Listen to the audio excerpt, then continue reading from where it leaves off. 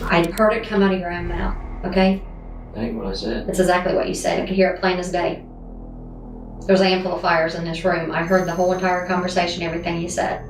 This is the moment Daniel Groves, who thought he had buried the truth along with his son Dylan, realizes he's been caught in his own trap. What he didn't realize is the fact that detectives were already ahead of him, and they knew he wasn't the only one responsible for the child's tragic fate. I just talked to him, and he told me that Dylan is dead, and that you guys put him in something and took him up the road off to the right and put him somewhere. He said that you would probably be able to tell us better so we can get him so he's not laying outside, honey. Detectives knew that Dylan's mother, Jessica Groves, could also have contributed to the crime. It was only a matter of time before the detectives unmasked these evil parents.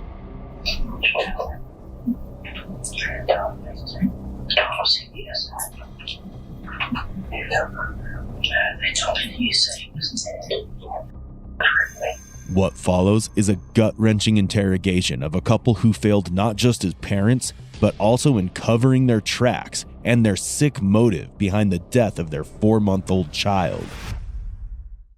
It all started on January 10th, 2019, when Jessica Groves arrived at the Southern Ohio Medical Center in active labor, while being heavily under the influence of a plethora of drugs. Despite lacking prenatal care, she delivered baby Dylan within 30 minutes. Both mother and child tested positive for methamphetamine, amphetamine, fentanyl, morphine, and other substances, and Dylan soon showed signs of withdrawal. Due to child negligence, Dylan was initially placed in the care of his foster mother, Andrea Tackett, where he remained there for a mere 10 days before being returned to his father, Daniel, under strict conditions, barring Jessica from the home. However, the Groves began evading children's services, and the last confirmed sighting of Dylan alive was on March 28th. After that day, no one saw Dylan again. Nearly a month later, on April 30th, authorities filed a missing persons report, triggering a desperate search that ultimately led to a tense standoff. Jessica was swiftly arrested, while Daniel was taken into custody after a tense standoff. Following this, what the investigators uncovered next was nothing short of horrifying. Evidently, and correct me if I'm saying something wrong because this information was just given to me. Evidently, they said you're a little boy, and what was his name? Dylan? Maybe, is that sound right? Dylan? He was born in January, and I guess he was born on drugs. Is that correct? Under the influence of drugs. Happens all the time. I'm not here to judge you, okay? Children's Services said that you were supposed to be taking him and going to some kind of parenting classes, and you haven't went and signed up your WIC. You haven't went and renewed his medical card. We did get WIC. Okay. He did have medical card until he was taken away. Okay. That's what. And it was all given to CPS. Okay. Where is he at now? CPS has him. Honey, no, they don't have him. They have both kids. Okay, what's your other child's name? Daniel. Daniel, what's the other one's name? Dylan. Dylan. How old's Daniel, sweetheart? 14. And Dylan is under a year old, I assume. Okay, Children's Services does not have your child. They said that they were reuniting him back with you, and everybody says they have not seen your child since March. Nobody has seen your child since March. This woman lies to the detectives without hesitation, claiming her kids are with Child Protective Services. Even as the detective repeatedly clarifies that her child isn't in their custody, Jessica remains unfazed, a glaring red flag. At this point, detectives have no information on Dylan's whereabouts, so they turn to Daniel, asking the same question to test their story. But with a well-placed trick, they shatter his defense sooner than he ever expected. Okay, I'm Detective Conkle. How are you? All right. What is your Daniel? Yeah. What's going on? I don't know. Pick me up on the warrant, they said. Yeah, you do have a warrant. I What's the think warrant for? I glanced at it. I thought it said receiving stolen property and something. Wasn't nothing major. But here's the deal. I know Adam Giles, one of the other detectives, read your rights when you were out there, so I'm not going to read them to you again. You understand them, I assume. What's going on with your baby? CPS, I think. No, they don't, honey. Yeah, they do. No, they don't. Who was the worker that came and got him then? Nobody came and got him. He did. No. Yes. I'm telling you, he did. Children's Services took him, then they gave him back to you. Right. And then you started missing your appointments and stuff, and you didn't go. You missed a couple home visits. Then you were supposed to come up there, and you never came up. Okay. Here's the thing, and I'm gonna keep it real with you. Okay. I've already talked to Jessica. You know Jessica's over in our jail. Did they tell you that? I didn't know where she was at. Okay, she's in jail. Okay. Here's the thing is, we need him back. Okay. And as I told she kind of broke a little bit of it down for me. Here's the thing is, and I'm going to keep it real with you. Accidents happen. I get it. I know, didn't he have a medical condition? No.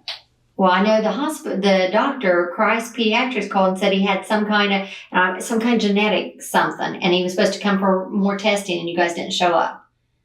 And they told me the name, but I can't remember exactly how to pronounce it. And you guys didn't take him to his doctor's appointment. Why didn't you take him back to his doctor's appointment? They just said it was probably a false positive is what the doctor told us. Yeah, but then they called back and told you guys to bring him over there because something came back on a test. I was just reading the notes from the doctor's office. They told me they was going to call me to schedule, and they never did. Okay. Jessica said, and like I said, you guys are together. And I get that. You guys have been married for 100 years, it seems like. Because don't you guys have, a 14 or 15-year-old? Mm-hmm. You guys have been together for a long time. Mm-hmm. She said you did something with him. With Dylan. Here's the thing is, it's not going to go away. And as I told her, she said, you're the one that can take him to where he's at. Things happen. And I'll be the first one to tell you, we all make mistakes in our life. Obviously, I've made mistakes. I've got a daughter who's 28 years old. Got pregnant fresh out of high school. It's hard. I don't know how you're raising two. Both of you don't have a clue because it's hard. And that's what I told her. I grew up dirt poor, didn't have nothing. So, I can sympathize. I've never had a drug problem, thank goodness. But, I had a brother that struggled with it. Are you guys still on the dope? Not really. Because you guys were doing heroin, she said. She's worried about you, but she was pretty honest with me. And she said, you're the one that can take us to him. Here's the thing is, I don't have a magic wand. And that's what I told her. I said, I can't make it. You are in a little bit of trouble. You already know that. I'm not going to sit here and lie to you. A lot of people say they'll promise you. That's bull. We're not a judge. We can't promise you. However, I can put a good word in for you. And like I said, accidents do happen, and I get that. But the main thing is you guys have one last chance. And that's why I told her to do right by your son. Do I think you love your kids? Absolutely. From the very beginning, the detective knew the couple might try to keep their story straight, so she starts with the facts of the case while speaking to Daniel. As expected, Daniel sticks to the narrative that the kids were with CPS.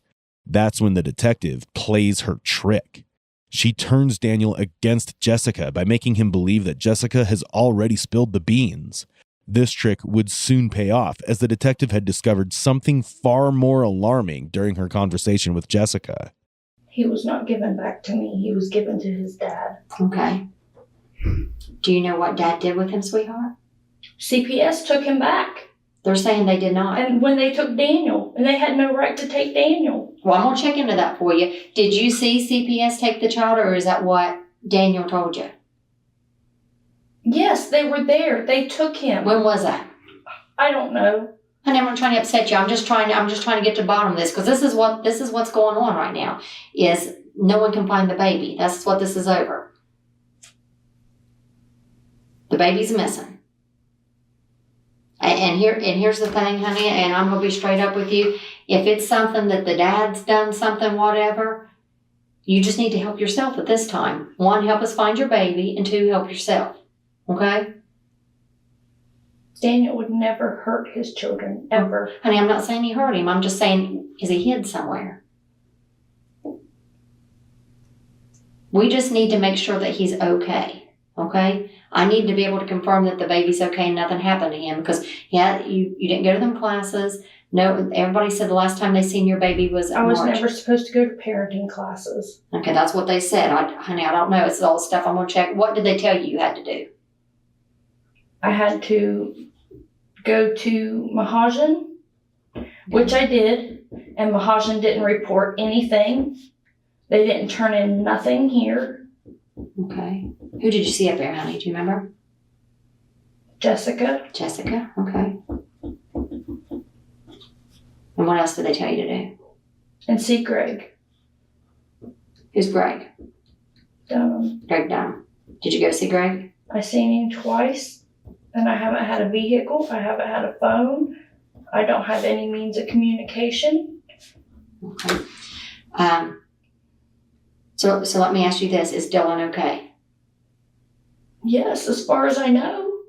Okay. Where do you think he's at?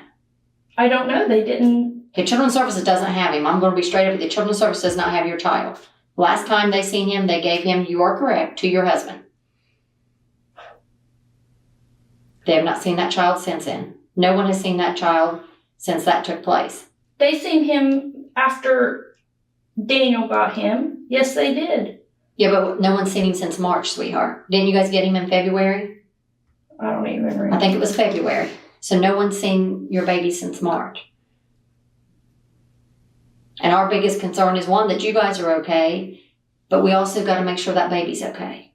Dylan is far from okay. He's seen a fate that, once revealed, will disturb even the most seasoned detectives. But at this point, what truly alarms detectives is Jessica's behavior.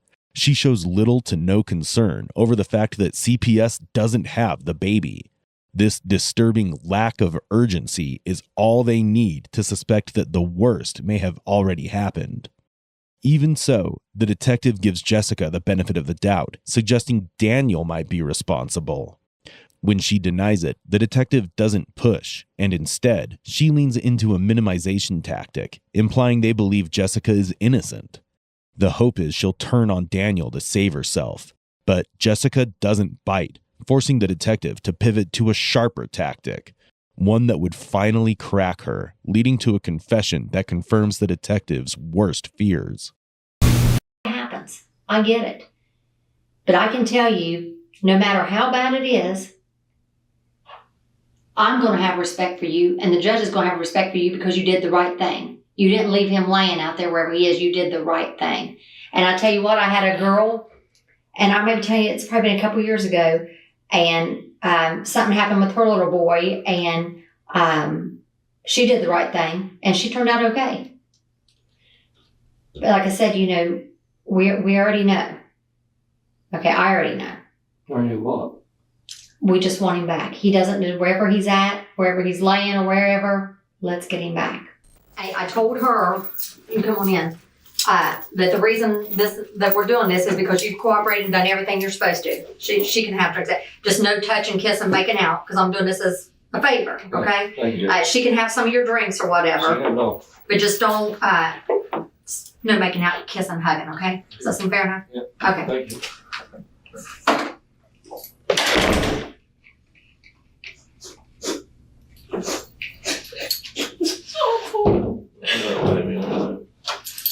I'm not so fucking worried about you. I've been on their ass for 2 days to see you.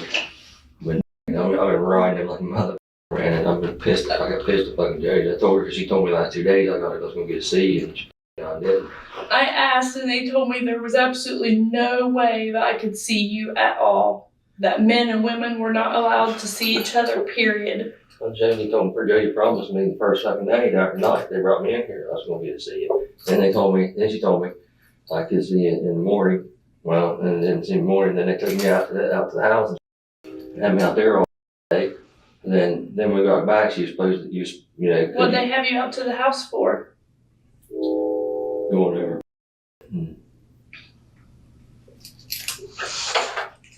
I've been so worried about the dogs. I've tried to call Linda. I couldn't even get I couldn't even get a spoon until today. No, they ain't even took the foot. They still got me. They've been holding me up and holding the whole time. I ain't even been got put back on the range. I went up and holding cell range where the lights are on all the time. That's another thing I want to talk to Jody about now, because they supposed to put me back there last night and they wouldn't do it. What are they charging you with? Kidnapping, abduction, and like I don't know, another misdemeanor. You had court this morning? Video court. I had video court yesterday morning. My bond's $100,000. Kidnapping. Then what? And What else do you got? kidnapping, abduction, and Same three things I got. and something fooling with custody, Yeah. something misdemeanor 4, felony 4, and a felony 1. I think my abduction is felony 3. For some reason. Maybe it is a felony 3. As Jessica is brought in, the couple quietly begins discussing their situation. She shows a clear emotional attachment to her dog, something that only deepens the unsettling question: where was this concern when it came to Dylan? This doesn't go unnoticed, and what they don't realize is that the detectives are setting a trap, and this seemingly casual conversation is about to hand the investigators exactly what they need to escalate the charges to something far more serious. In what will come next, Daniel is about to single-handedly dig his own grave.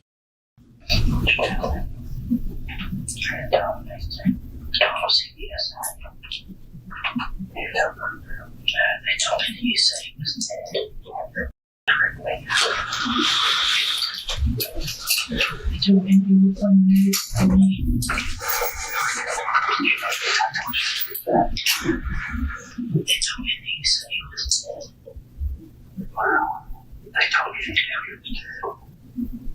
I told him as far as I knew, CPS got back into me. They told me that he was dead. They knew better than I lied. So I told them, I said, well, I'm going to have the right to remain silent. They told me you told me he was dead. They told you don't think that. They you told them everything. They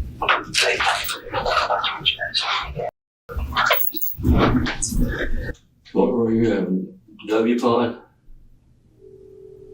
B. B pod? I'm in a cell by myself. I didn't know. She told me that she thought you was on W pod. They told me that our faces were going to be all over the news Who told you that? and that I was going to be the most hated woman Who told you that? in here, so they put me in a cell by myself to keep me safe. Who told you that? Jody. She said that your face, my face, and Dylan's face would be all over the news. That we were wanted for kidnapping and abduction, and they were looking for our little boy. And that we would be the most wanted people in Scioto County. So they were putting me somewhere safe so that the other women wouldn't, because I was going to be the most hated woman in this place. They took me up there yesterday while we did before me was out. And I took them somewhere which put me in place. There's a place you don't tell Martin. I was not very sad. I was too body. Get on there, we had to I don't know where he's at. I don't think that's things that you try to talk to me. They said that you told me that I would know where he was at more than you. Well, I'll take fucking laugh. Because after a fucking while, there was no fucking noise. Did they gas the place? And I looked out, didn't see cars. I mean, I didn't look out hard, but I just looked out. It went by the window. Didn't see no cars. I thought they left. So I just laid down in bed. Thought I was going to lay down here and chill for a while. So I took my clothes off. And I lay down there in bed where I fell asleep. I mean, I literally did fall asleep. And then I up at 9 o'clock. It was 9 o'clock. And they picked up a robot. Well, Went out of the bedroom, They took what bedroom? Our bedroom. They told me that they were, because I wouldn't give you up, that they were calling in a SWAT team and that they were going to throw in gas and something else, explosive things, to make the place inhabitable where it couldn't be lived in, and that they were going to tear that place apart. As Daniel and Jessica talk, they paint themselves as victims, claiming they're being held unfairly.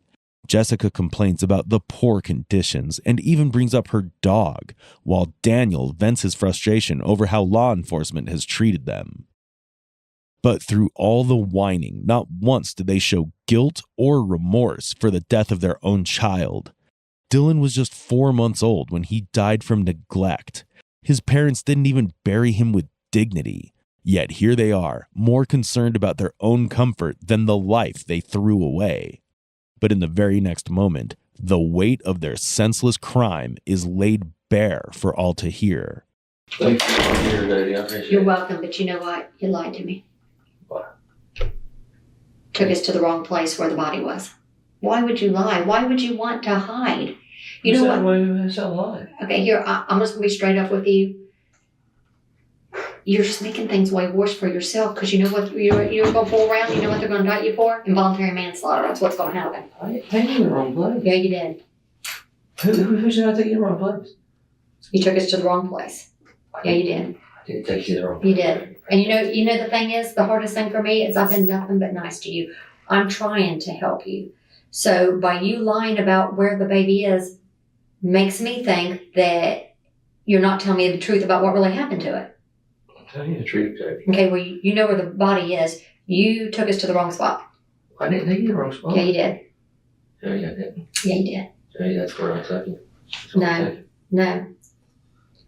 No. You just told Jessica that you took us to the wrong spot. And you didn't tell us everything. Yeah, you did.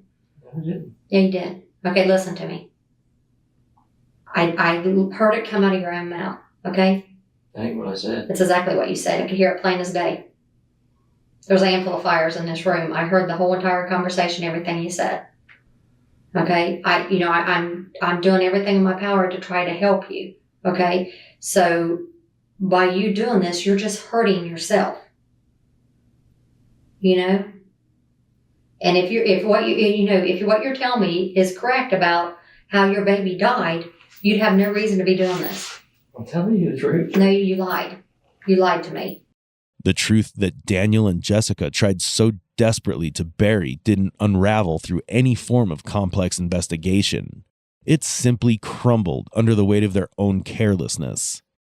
In the end, it was their careless words, their inconsistencies, and their lack of remorse that exposed them.